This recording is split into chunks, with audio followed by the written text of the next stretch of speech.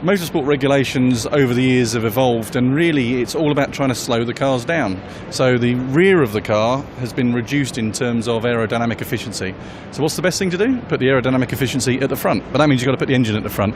And then the whole train of thought for our engineers started from there. So it really is looking at a problem with a blank sheet of paper and coming up with what we think is the right solution. The funny thing about motor racing is someone will be right and someone will be wrong. Let's find out in June at Le Mans.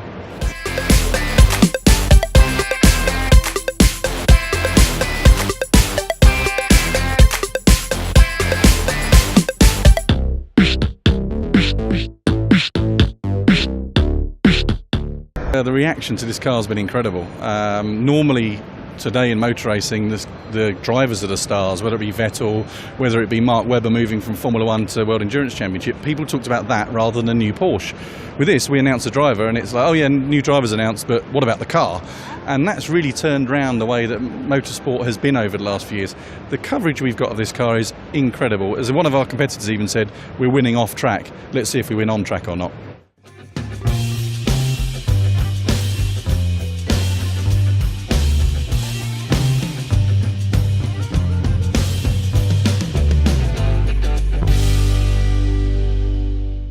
The racing drivers really have got to relearn their craft, if you like.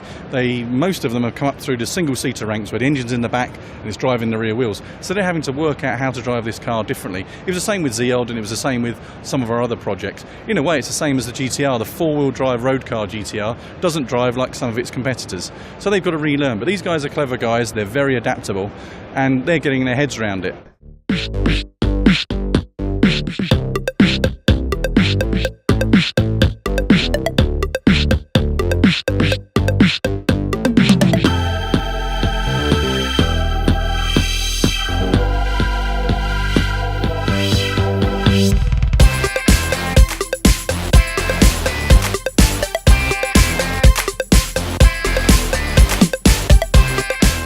Normally, on a race car, you've got big tyres on the back and small ones on the front. If you look at this, you've got small tyres on the rear. And it's all about the aerodynamics, the weight, and the tyre sizes all matching across the car. So actually, there's not much downforce on the back compared to the front, so you don't need as wide tyres. So when you think about it, it's quite logical. When you look at it, it's not logical at all.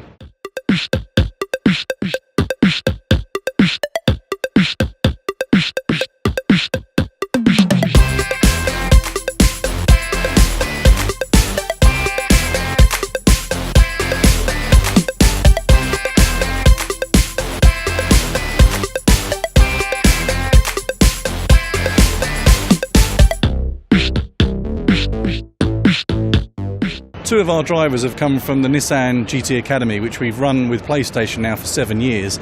And we take a very, very simple concept, which is, can a driver train on a computer game? And when we did that 7 years ago, much like the reaction to this car, or Qashqai or Leaf, everyone said, that's crazy, that'll never work. And today, 2 of our 9 drivers in our Le Mans lineup are from gaming, which is incredible.